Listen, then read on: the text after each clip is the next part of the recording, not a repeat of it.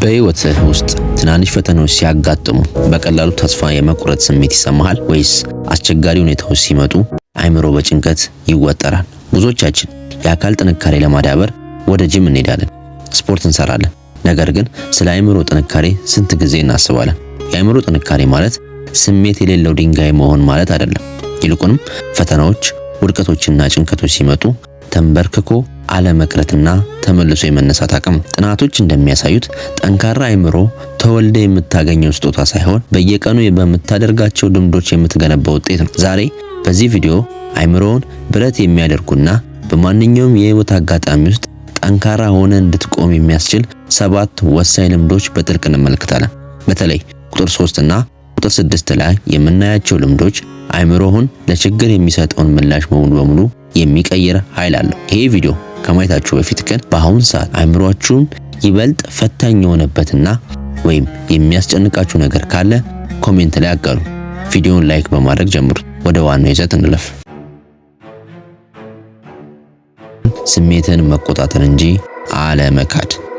አእምሮአቸው ጠንካራ የሆኑ ሰዎች ፍርሃት፣ ሐዘን፣ ቁጣ አይሰማቸውም ማለት አይደለም። ልዩነቱ እነሱ ስሜታቸውን እንዲቆጣጠራቸው አይፈቅዱም። ስሜታቸውን ይቀበሉታል፣ ነገር ግን በዛ ስሜት ተነስተው ጥፋት አይሰሩም።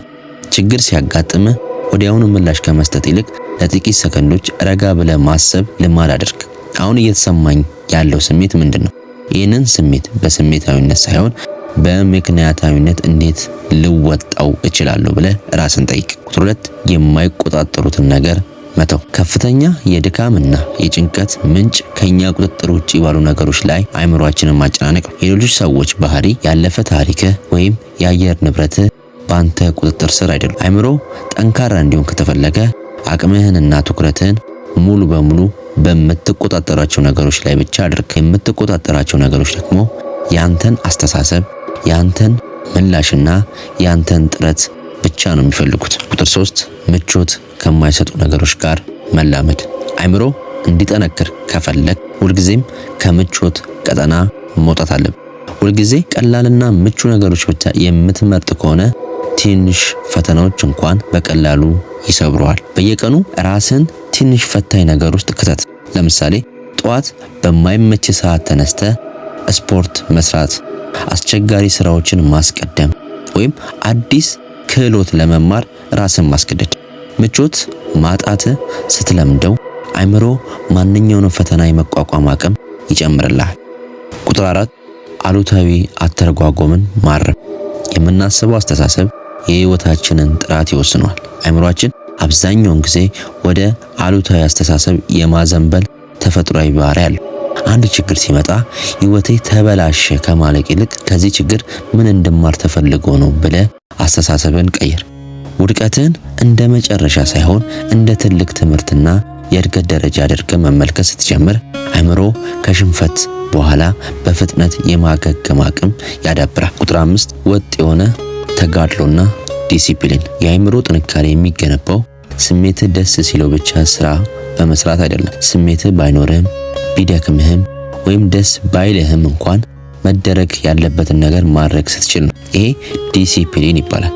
በየቀኑ ትናንሽ ግቦች አውጥተህ ስሜትህን ሳትሰማ ግቦችን ስታጠናቅቅ አእምሮ ራሱን ማዘዝና ማሸነፍ የሚችል ጠንካራ ማንነትን ይገነባል። ቁጥር 6 ራስን አለማዘንና ምስጋናን ማብዛት። በተፈጠረው ነገር ሁሉ ራስን እንደ ተጎጂ መመልከትና በራስ ላይ ማዘን የአእምሮን ጥንካሬ ሙሉ በሙሉ መጥፎ ልማድ ነው።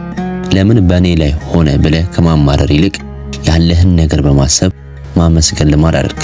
በየቀኑ በህይወት ውስጥ ያሉ ትናንሽ አዎንታዊ ነገሮች ማሰብና ማመስገን አእምሮ በችግር ሳይሆን በመፍትሄዎች ላይ እንዲያተኩር ያደርገዋል። ቁጥር 7 ድንበር ማበጀትና አይ ማለት መለማመድ።